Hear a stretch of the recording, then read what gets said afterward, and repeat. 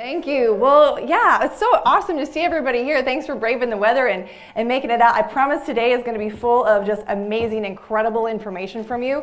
But here's the thing. I always tell our patients and people that I talk with, like, I can lead you to the water, like I can lead a horse to the water, but I can't make it drink. So if you don't take action on any of this information today, that's what all it's going to be, is just information. So make sure that you, just go into this with an open heart and open mind and be able to receive it. You're not going to be able to change everything all at once, but find one or two things from the entire morning this morning to be able to apply to your life, and it's going to, I promise you, make huge, amazing, transformational leaps and bounds just with your health for you and also your family. I too have a bunch of notes today, mainly because I have so much information that I want to make sure that I fit it all in. So, like Desiree said, this is going to be fast and furious, and we're going to kind of roll through a lot of things, so I would really encourage you to take notes. Feel free to take pictures of the slides as you choose to. I don't have a whole lot of information on there. I tried to keep it simple and just more tangible things for you guys to kind of walk through. But just want you to know that with each of these, I'm going to give a few action steps with things. So if you have questions, you can always check in with me, follow up with me later. I believe my business card with my email address is in your swag bags as well. So feel free to utilize that. Utilize me as much as you guys need to, too, because I know that this is, like brain might just, kind of want to explode before we get done today. But I promise that I'm not here to be the buzzkill, but that may be what it feels like, okay? But just kind of bear with me as we get through some of the information. But as far as the title of the talk goes, pure, white, and deadly.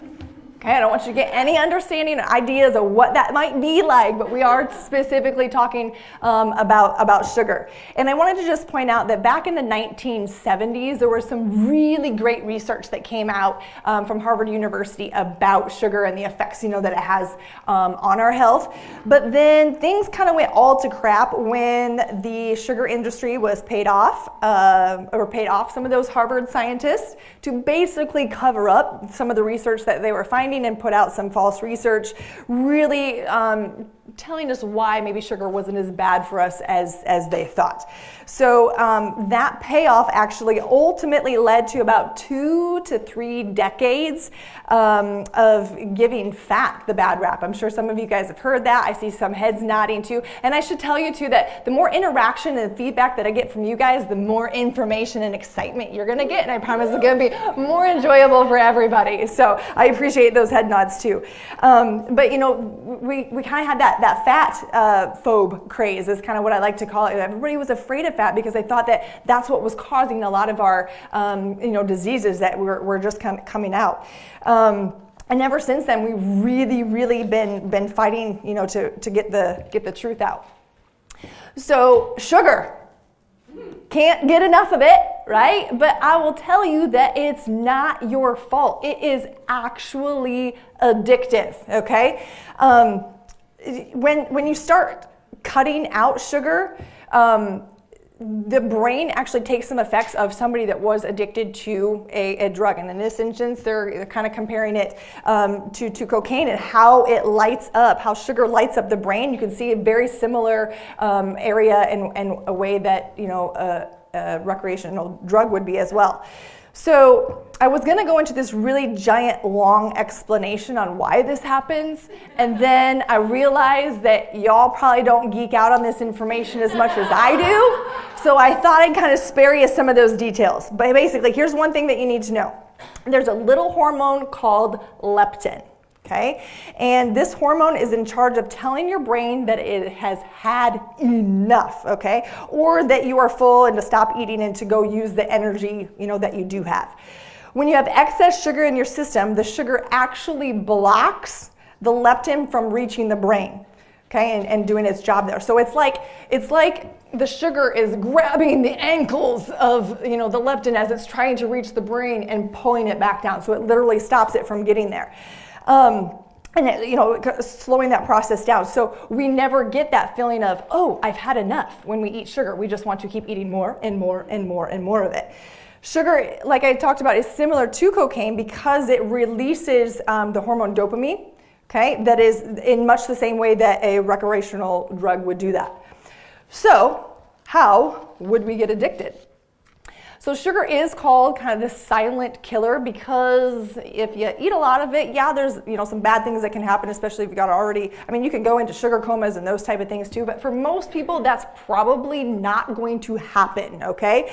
But here's why it becomes a silent killer is because it's a little bit over time that can contribute to basically an overdose, okay, and leads to different disease processes, which we'll kind of dive into and talk a little bit more as we kind of walk through this. Okay, so yeah, I don't eat sugar really, I really don't. And I will tell you, if I had a quarter for every time I heard that during one of our consultations, I would be completely rich. And I usually say, oh really? You don't eat a lot of sugar? Really? No. Honestly, I don't really say that. I promise it's a judgment-free zone, whenever you do come in and talk. But I do understand that things can get kind of tricky, and sugar is hiding in a lot of things that we might not realize. Now, I want to point out, how many of you guys were at our event last year?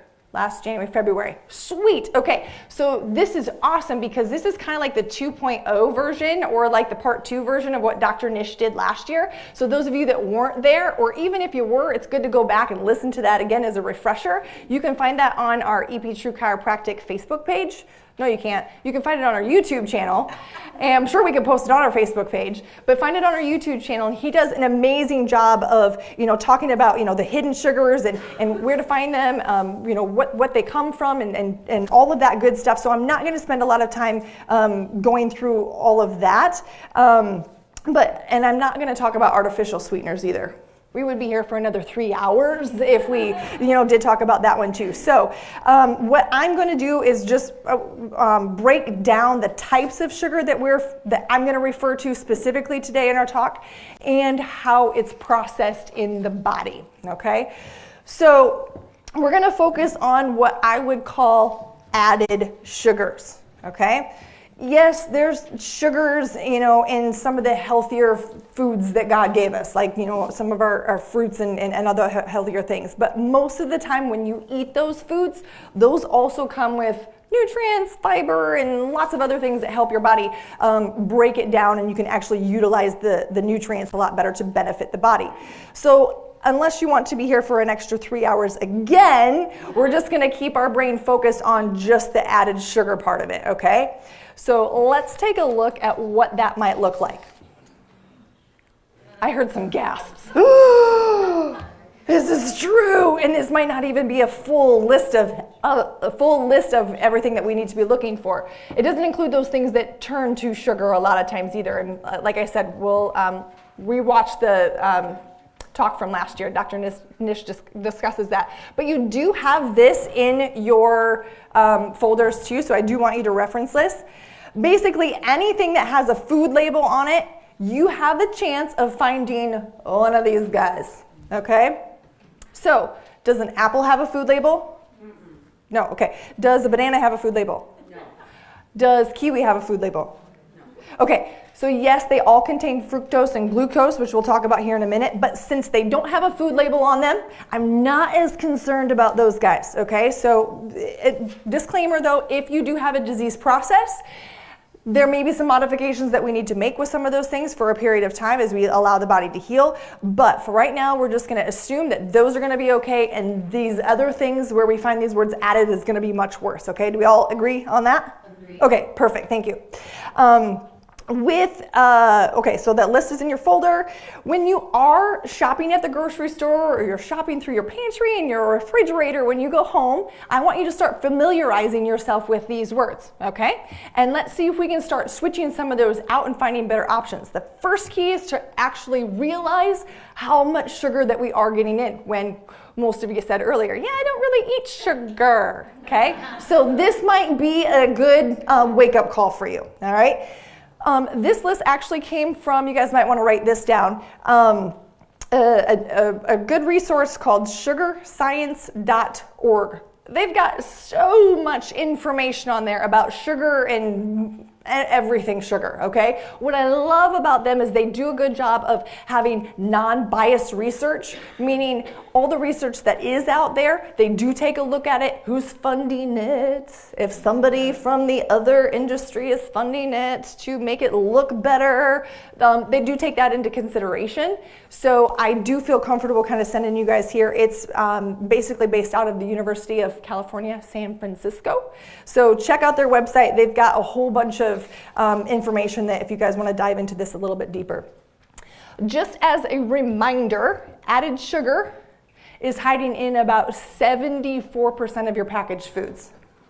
So newsflash, if you don't eat packaged foods, we're going to be staying away from some of that, okay? But it's crazy how it's hidden almost everything. On that first screen, I mean, obvious stuff like candy bars and, you know, some of the granolas and those type of things, and Dr. Nish went through those last year as well. But it's hidden in a lot of these other areas too that we maybe don't expect it or we think is a healthier option for us. So again, just let it become an eye-opener for you of what's going on. All right, so take a look at this guy. The American Heart Association, so this is their recommendations, okay?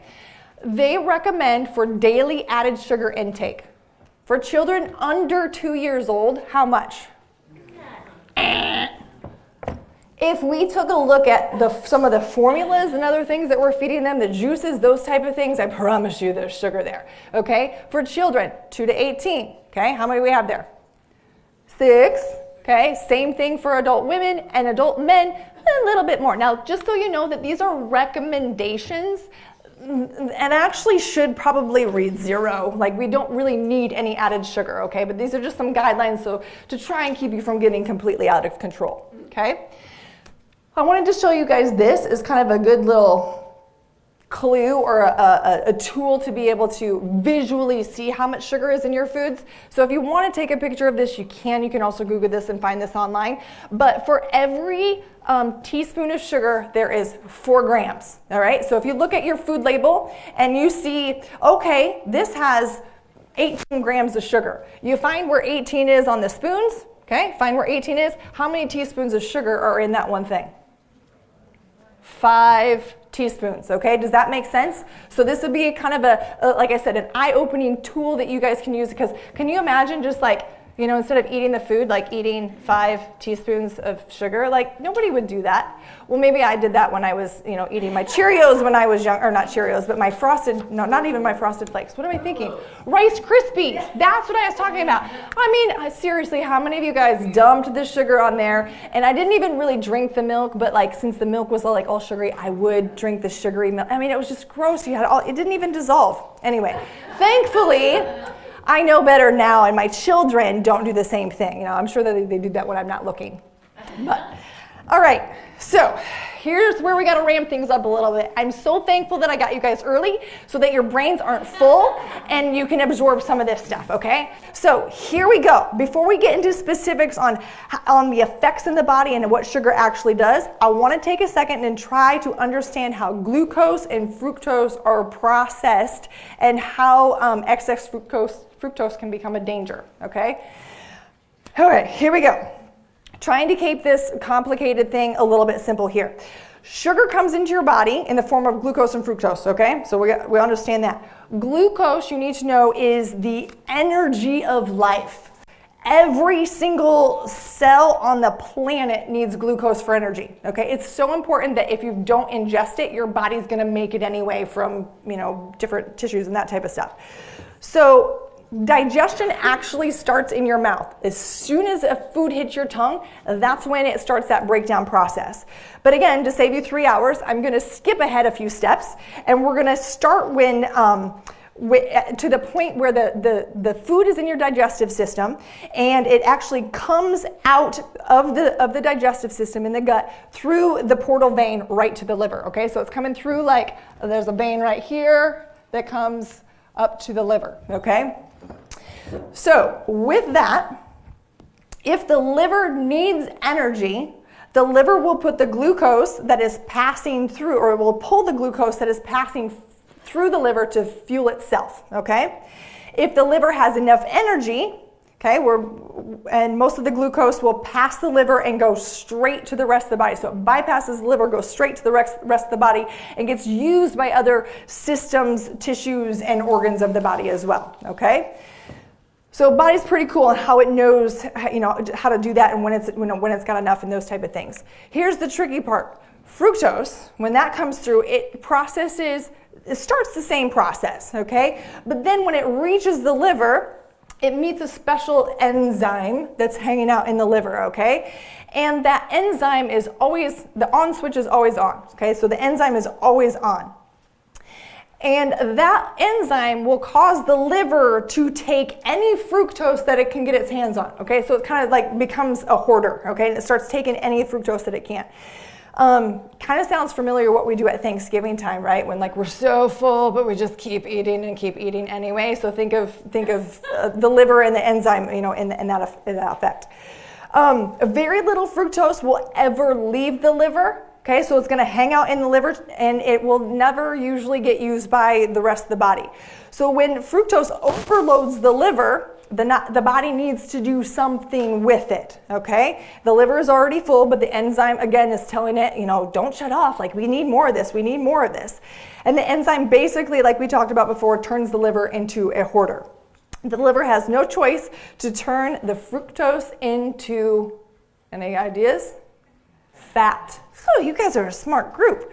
Okay, so the liver starts to become fat. What's that called? Fatty liver. Gosh, you guys are so smart. Make my job easy. Okay, fatty liver.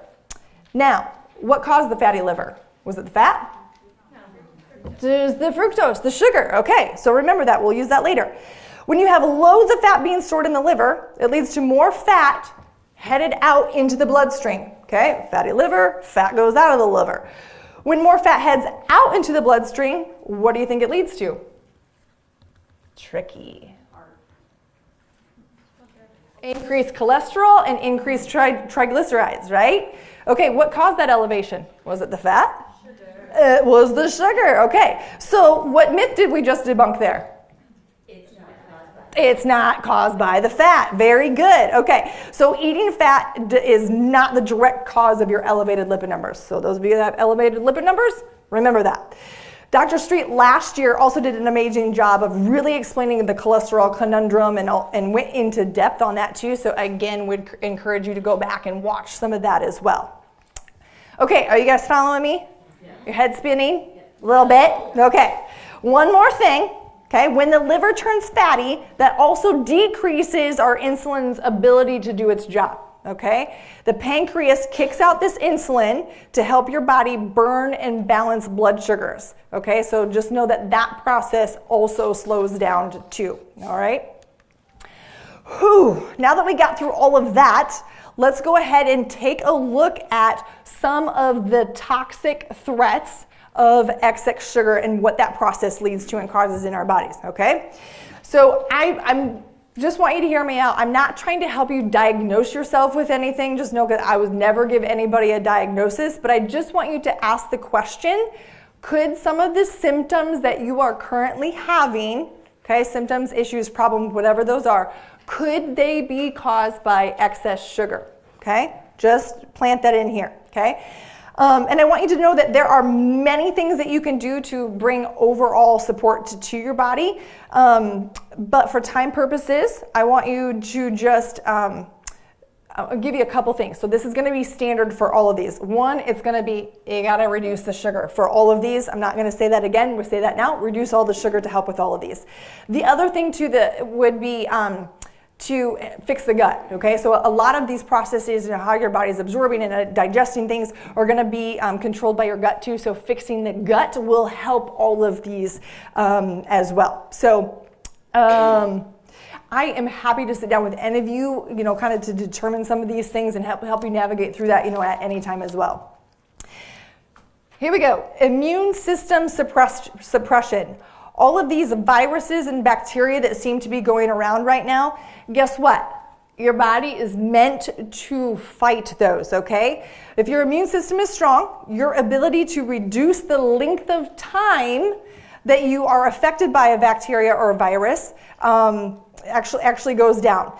And what that doesn't mean that you're not going to get sick, but maybe the period of time, the rate at which, the period of time of your sickness and those type of things will, like I said, definitely be reduced.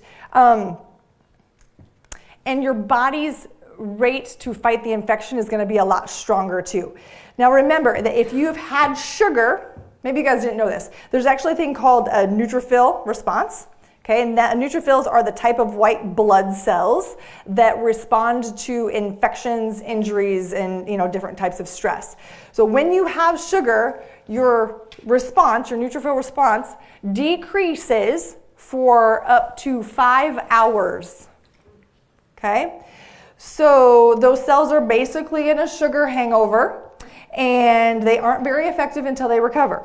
Okay, so during this time, you are more susceptible to certain types of viruses and diseases, okay? So again, things to do to support that would be, helping, work on the gut, also reducing sugar so that we can keep those neutrophil stores up. But then some good antioxidants, like vitamin C, some of those citrus fruits can help just keep your overall immunity elevated. Fatty liver. I'm not going to spend a lot of time on this because we did talk about this already, but I want to clarify that this is non-alcoholic related. Okay, so there are thousands of people who have never touched a drop of alcohol who have fatty liver disease. Okay, most of these people have previously probably had their gallbladders out too. Excess sugar is getting stored as fat that we talked about earlier, but more specifically as that visceral fat right there that you can see right on the right next to the organs inside the abdomen. Okay, and we know that this visceral fat, the definition here is the type of body fat that is stored within the abdominal cavity. It's located near several vital organs, including the liver, stomach, and intestines. Now we need a little bit to keep those organs protected, but when we start having excess, that's when it starts putting pressure and causes issues on those internal organs. Okay, so to support this, I would recommend, probably some gentle liver, gallbladder cleanse stuff to go along with that, along with some just daily dose of your good green leafy vegetables, can help with that too. Accelerates aging. For those of you that may be a little vain. Now, honestly, seriously, one person laughed, but some of you guys, all of us care a little bit about what we look like, right? So here's the thing. People with higher blood sugars actually look older. I didn't hear any gasps there. We must have expected that. When you eat too much sugar, it causes oxidation and a free radical reaction that damages important proteins and hormones, okay? So the sugar proteins actually get sticky and thick, and it gets harder to deliver vitamins and nutrients to the tissues and cells that your body needs for healing, okay? I always joke with people that I could never work at Adventureland because I am horrible at guessing weights and ages. Like I could never do that. But I know now that it's not my fault because the sugar issue is like throwing off the perception of people's ages here. But seriously, studies have come out and have shown that for every 1 millimole, I know you all know what a millimole is, but a mole is it's basically 1/1000th. A millimole is 1/1000th of a mole. Okay, so I would just listen to this part. So studies have found that 1 millimole will increase in your blood sugar levels actually cause people to look or appear 5 months older than what they were. Okay, older than their actual age. Just to give you an idea, the average A1C is around 5.5, 5.7. I really feel like it should be less than that, but that's what the standard guidelines show, 5.5, 5.7. So truthfully, we like I said, we want to see that number lower, but for every little bit of raise in that is going to add an extra 5 months. So those of you that know your A1C, you can probably determine how old people probably think you are, okay? So to help support that, I want you to, besides the reducing sugar part of it, B vitamins are really good for hair, skin, nails, those type of things. So making sure that we have a plethora of those would be amazing. We can get those a lot from our good foods that we're eating. Memory problems. Brain fog, anybody have it? Anybody heard of it? Okay, one person raised their hand, okay. Well, studies have been linking dementia to sugar. Dementia is now being referred to as type 3 diabetes. We all know what causes type 2 diabetes, okay, and most of the time that is preventable, and most of the time reversible too. So that should give you some hope about preventing yourself from getting type 3 diabetes. Fatty acids are really good for brain support, specifically those EPAs and DHAs. Oh yeah, gum inflammation. I see people trying to like cringe and not look at that, but let that sink in, okay? So here's the thing, sugar kills the healthy bacteria in your mouth. Yes, I said healthy bacteria. Those of you guys that are germaphobes would be really shocked on how many critters that we actually have living in our bodies. And I'll let Dr. Street gross you guys out about that later. So don't want to freak you out quite yet. But bacteria, you need them. And in your mouth, they work together to keep a lot of the dangerous bacteria from damaging things. But when we have the damaging bacteria in our mouth, it actually helps, it breaks down some of that collagen that's in your mouth and leads to more tooth decay, okay? I'm really kind of weird about brushing my teeth and actually went to a dentist a year or so ago. I go to the dentist more often, but this one particular dentist that I went to, he actually did this cool thing where he scraped some stuff off my teeth and took that and put it underneath a slide underneath a microscope so I could see what bacteria was in there. And honestly, I'm not expecting to see any of the bad stuff because I take pretty good care of my teeth. And I saw some of that bad stuff floating around in there, and I will tell you that it scared me into flossing my teeth a little bit more regularly.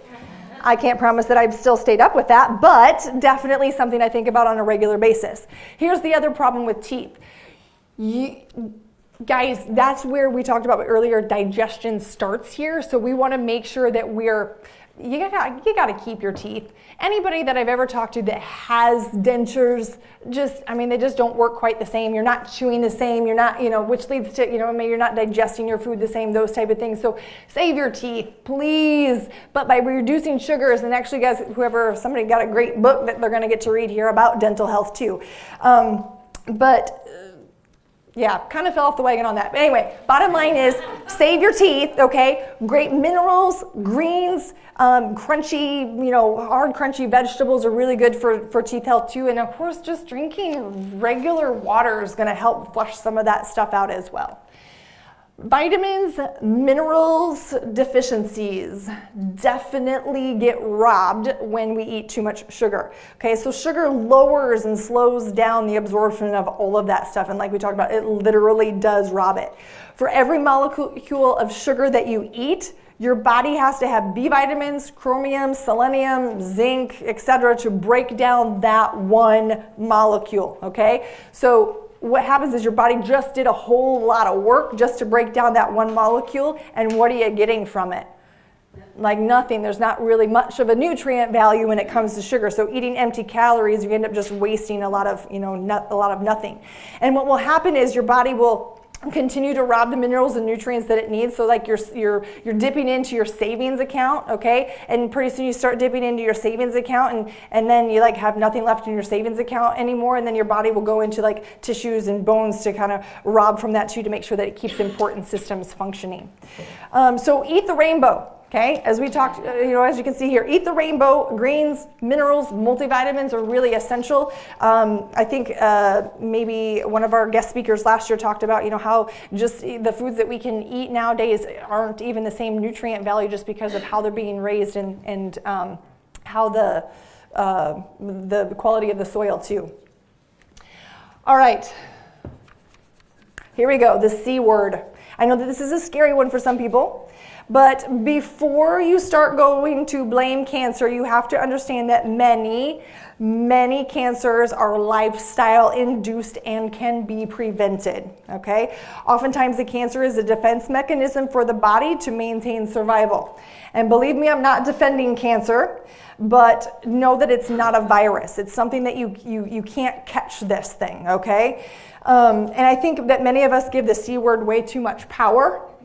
okay, and authority, and we don't give enough credit to the incredible, miraculous healing power that God really did give our bodies. The best doctor in the world lives right inside you guys, and God doesn't need any help healing us. He just needs no interference, okay, and sugar would be one of those interference. Dr. Nish sent me this incredible email full of these amazing resources on sugar and the effects on your body, and several of those studies have come back showing a direct link to overall increased risks of cancer by eating excess sugar and too much sugar, and specifically to breast and colon cancers too. So think back for a minute on insulin and remember that it is a key factor in cell growth, and that multiplication of cells that we already learned, okay, so insulin helps multiply the cells, and that helps spike insulin levels, so we know that cancer feeds off of all of those sugars too, okay? Type 2 diabetes, okay? This is a disease that is 100% choice, okay? And you have to change your diet to be able to change the disease to support it. And again, you're going to be able to take a lot of these principles that we talk about today, but just know that it's, many times this can be reversed, but you have to take action on it now. And most of that's going to come from behavior modification. And I think Dr. Nish is going to be diving into that really well here shortly, so that you guys can learn some tools and principles and how to, kind of reset and rewire things there. Cardiovascular disease is another one that I'm not going to spend a whole lot of time kind of debunking here, because we have already talked about some of this. But again, another one that is very lifestyle preventable. Some of those things you might be genetically predisposed, but know that many times it is our environment that controls which genes are going to be activated, okay? So just know that it's not a death sentence, but we can control a lot of that and how we react or how we respond to our environment. Acne. So most of us in the room probably wish we would have learned this information back in our adolescent years, okay? And so if you have a teen, use this information to save a teen today, okay? Because definitely sugar contributes to some of the hormone responses in our bodies, and we can definitely prevent or help with the inflammation on the side of things. So I know that when I was having these issues when I was younger, the main things that were recommended was what? Antibiotics, topical creams, right? And the dreaded Accutane, which you had to go to get pregnancy tested every month or so to make sure that you weren't pregnant, because heaven forbid you be on Accutane if you got pregnant. And why would they be giving you that drug anyway? That's horrible if they're worried about damaging a baby. So here's the question. If diet has nothing to do with changing acne, then why is prescribing vitamin A the most common treatment? Who remembers retinol? Oh, that's a topical form of vitamin A. So it is said to help reduce acne by reducing inflammation. Okay, so again, B vitamins, balancing estrogen levels by reducing sugar and helping doing other things that we can do to balance hormones in the body. All right, couple more here that we're going to just kind of fly through. So behavior problems. This is one that's really, really heartbreaking to me, because I see a lot of kids and teachers that are all, having some of those behavioral issues all the time. And I know that a lot of these can be prevented through some nutritional changes, but it's a battle that we fight uphill because of what kids have for choices in schools, and parents aren't willing to put in the extra effort to do that because it's hard.